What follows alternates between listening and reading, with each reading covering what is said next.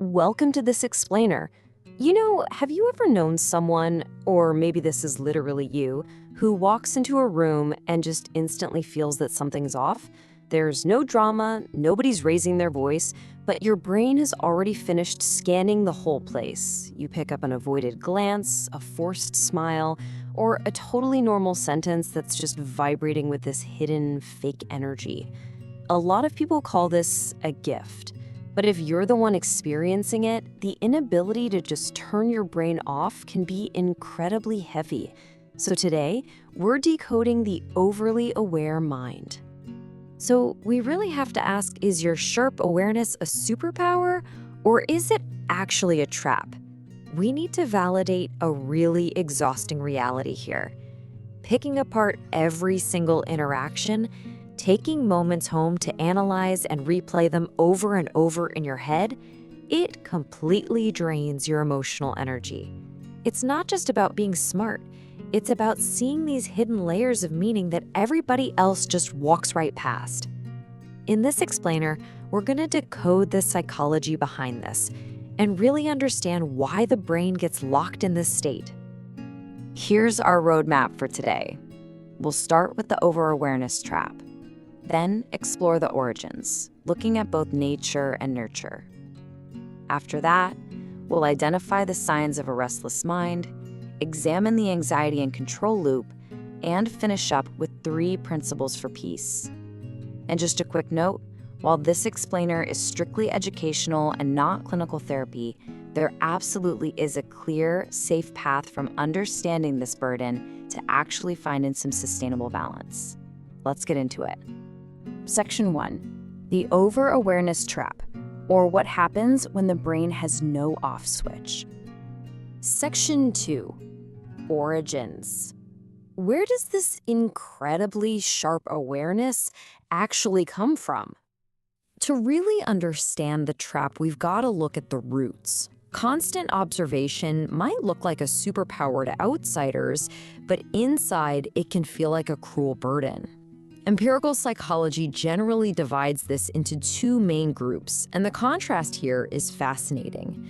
On one side, we've got inborn sensitivity, often called highly sensitive persons, or HSP.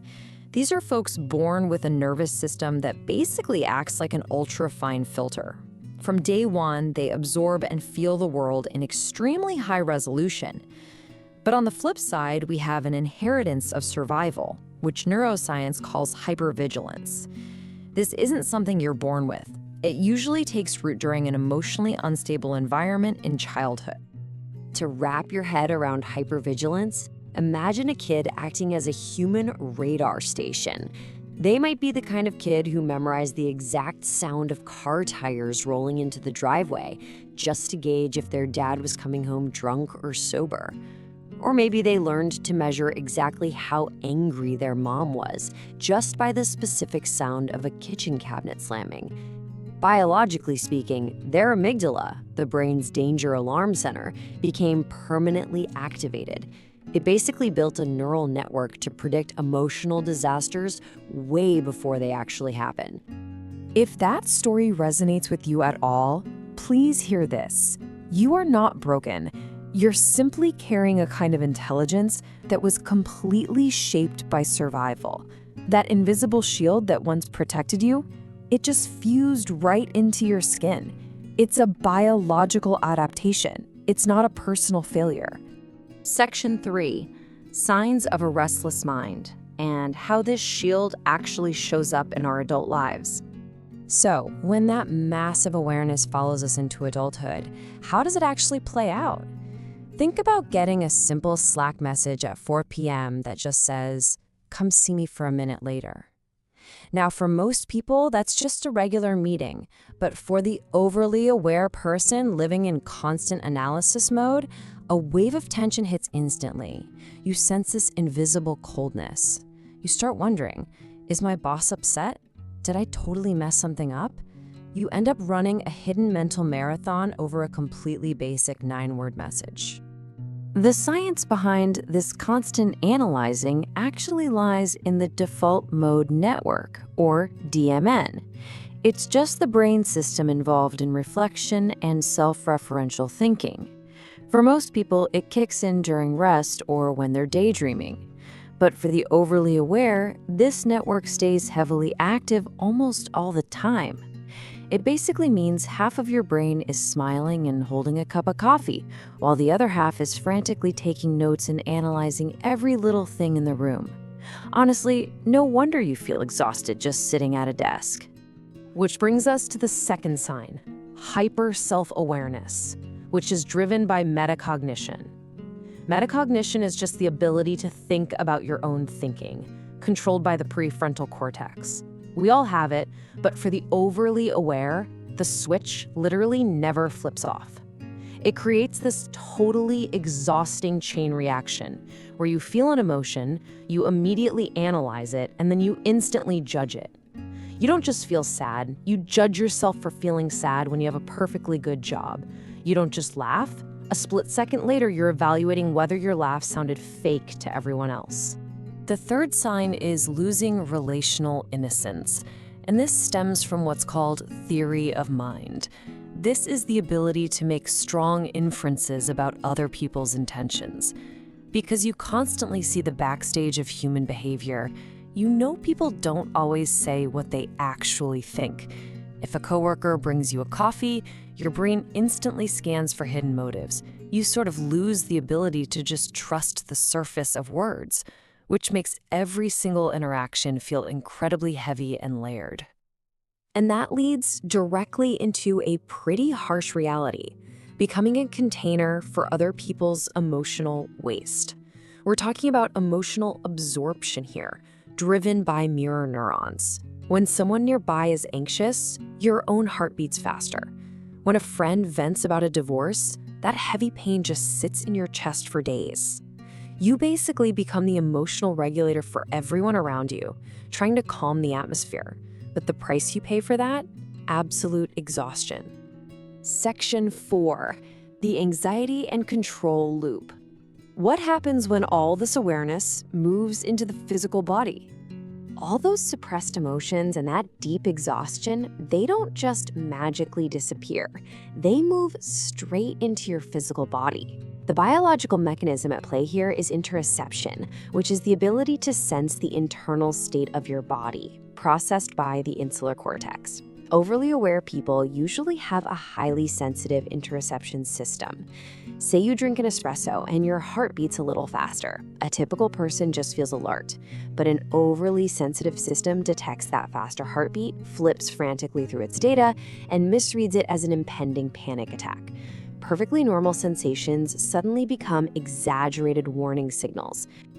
So the really crucial thing to understand is how this turns into a brutal step-by-step anxiety loop. Step 1, a totally normal physical sensation appears. Step 2, the brain completely misinterprets it as danger. Step 3, a stress response kicks off, releasing cortisol into your system. And step 4, that cortisol creates an even stronger physical sensation. Your internal chaos morphs into this constant stream of emergency data, making you feel completely restless even when absolutely nothing bad is happening around you. To try and cope with this overwhelming flood of data, your mind desperately seeks control, and that results in analysis paralysis. You start using your awareness as a defense mechanism to predict every possible variable. You tell yourself, hey, if I can see the disappointment coming, it won't destroy me. But managing your life like some high-risk project just to stay ahead of pain, it keeps you from ever fully participating in the present moment. You essentially step outside of your own life. Section 5, 3 principles for peace, and how we can finally shift from burden to balance. The good news is you don't have to stay trapped there. Now, the goal isn't to forcefully turn off your awareness. I mean, you can't ask someone with perfect vision to suddenly see blurred, right? The real solution is to stop carrying everything by setting emotional boundaries. Here's how we actually do that. First, remember that not every silence is a hidden message. If someone texts back slowly, they might just be exhausted. We have to stop personalizing the silence. Second, not every emotion needs an action to solve it. If your heart beats fast, just observe it without judgment. Tell yourself, it's just a physical sensation and let it pass. And third, not every insight needs to be acted on. You might clearly see that a relationship is unstable, but you don't have to jump in and become the therapist. It's about recognizing what belongs to you and what belongs to the world to just leave alone. When you start practicing this, your awareness actually softens, it matures. You shift from constantly predicting fear to just being present with curiosity. Sure, you can't turn off the light in your mind, but you can completely change its intensity. You can transform it from this sharp laser that exposes every single flaw into a warm candle. A candle that's bright enough to understand human fragility, but gentle enough to keep you warm too. So, are you ready to let your depth be a gift rather than a flaw? Your quietness isn't indifference. It's a really beautiful form of wisdom that has learned to understand life instead of being imprisoned by it. If this explainer resonated with you today, I'd love to invite you to share which of the signs fits you the most down in the comments. Just remember, you are not alone and your depth is a profound gift. Make sure to subscribe for more educational insights just like this one, and I will see you next time.